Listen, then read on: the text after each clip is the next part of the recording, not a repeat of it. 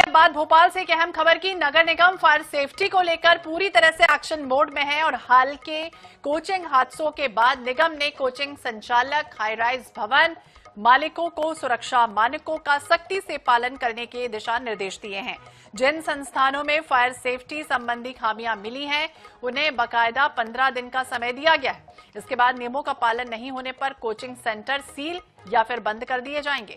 संचालकों को 200 रुपए के न्यायिक स्टैंप पर शपथ पत्र देकर कमियां दूर करने की समय सीमा बतानी होगी। निगम ने fire exit automatic detection system, sprinkle fire audit समेत 20 से अधिक सुरक्षा मानकों का पालन अनिवार्य किया है। हालांकि अब तक 8 कोचिंग संस्थानों पर कार्रवाई हो चुकी है और निरीक्षण अभियान लगातार जारी भी रहेगा। और ज्यादा जानकारी के लिए बात करेंगे, स्वाति शर्मा हमारी सहयोगी ज्यादा जानकारी के लिए जुड़ गई हैं। स्वाति, 15 दिनों में दूर करना है खामियां, जिस तरह से हाल ही में हुआ, आगे कई घटनाएं सामने आई और कई लोग आफत में आ गए। ऐसे में अब किस तरह की जो है वो दिशा निर्देश दिए गए हैं, आने वाले समय में इसे किस तरह से क्या निरीक्षण भी बाकायदा इसका किया जाएगा, किस तरह का अल्टीमेटम? जी बिल्कुल, देखिए हाल ही में जो कोचिंग संस्थानों में हादसे हो रहे हैं और हो चुके हैं, जो आपने देखा होगा कि किस तरीके से कोचिंग संस्था में एक में आग लगी और वहां पर कई बच्चे जो जलकर खाक हो गए।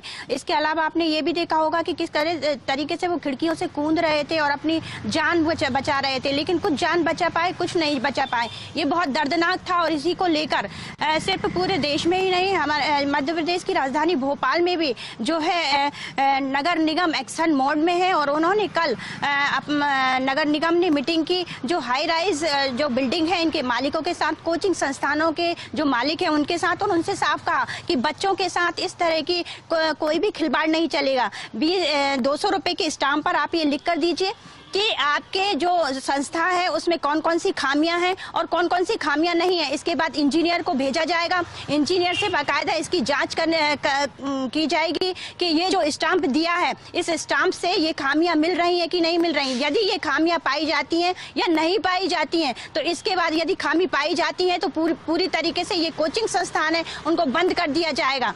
जी देखिए, कोचिंग संस्थान तो बंद कर दिया जाएगा अगर खामियां मिलती हैं, लेकिन जो तमाम हजारों स्टूडेंट वहां पढ़ रहे हैं उनके लिए क्या कोई वैकल्पिक व्यवस्थाएं की गई? और दोबारा अगर खोलना हो कोचिंग संस्थाओं को तो फिर क्या कोई और शर्तें भी रखी गई? देखिए, बिल्कुल साफ कहना है कि बड़े बड़े संस्थान है, ये कोई छोटे संस्थान नहीं है जो कि इस तरीके से अनदेखी करें।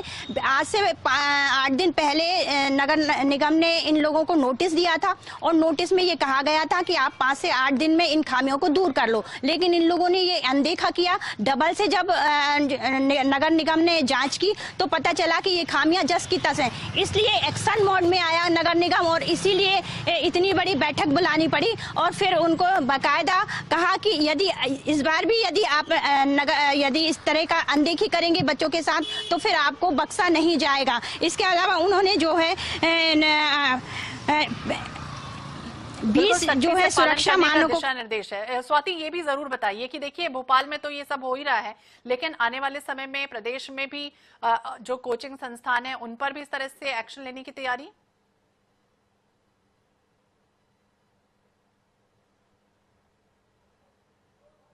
ये फिर छोटे शहर हो या बड़े शहर हो, किसी भी शहर के किसी भी कोचिंग संस्थानों को बख्शा नहीं जाएगा। आप मेरे पीछे देख रहे हैं मध्य प्रदेश की राजधानी भोपाल के MP नगर का इलाका है और ये मध्य प्रदेश का पूरे मध्य प्रदेश में के जो भी बच्चे होते हैं, जिस भी जिले के बच्चे होते हैं, वो यहाँ आकर पढ़ते हैं। ये बहुत बड़ा कोचिंग हब है और यहाँ सैकड़ों कोचिंग संस्थान हैं। इतनी बड़ी बाहर से आए हुए बच्चे यहाँ पर आते हैं और इस तरह से यदि कोचिंग संस्थान अनदेखी करेंगे, जान को जोखिम में डालेंगे, तो माता पिता जो है वो किस हवाले से ये यहाँ पर पढ़ने के लिए बच्चों को भेजेंगे? तो जाहिर सी बात है, जब बड़े संस्थानों पर इस तरह के एक्शन होगा तो ये इन्हीं की जो संस्थाएं, इन्हीं की जो ब्रांच है वो छोटे शहरों में है, चाहे वो किसी जिले में हो या किसी तहसील में हो, इन्हीं की है। तो जब बड़े संस्थानों पर जो हेड ऑफिस पर जब इस तरह के एक्शन मोड में लेगा नगर निगम, तो फिर चाहे वो नगर पालिका हो या नगर परिषद हो, वो सारे सभी जगह इस यानी तरह का उसके नोटिस। सारे जो ब्रांचेस हैं वो भी इसकी जद में आएंगे। हालांकि सुरक्षा मानकों का पालन करना जरूरी है। जिस तरह से लखनऊ में हाल ही में घटना घटित होती है, उसके बाद अब किस तरह की स्थितियां बनती, नजर बनाए रखिएगा। स्वाति, बहुत बहुत शुक्रिया तमाम जानकारी के लिए और बातचीत करने के लिए। तो सुरक्षा मानकों का ध्यान रखना जरूरी है। कोचिंग व्यवस्थाओं में सुरक्षा की जिम्मेदारी पूरी तरह से सुनिश्चित की जाएगी और यही वजह है कि कोचिंग संस्थानों को बार बार दिशा निर्देश दिए जा रहे हैं। एक तरह से अल्टीमेटम दिया जा रहा है कि जो भी खामियां हैं उसे तत्काल दूर कर लीजिए, अन्यथा जो तमाम कोचिंग संस्थान हैं जिनमें इस तरह की गड़बड़ियां पाई जाती हैं, एकेडमी है, अन अकेडमी है, तमाम ऐसे जो संस्थान हैं उन्हें हाल ही में सील भी किया गया।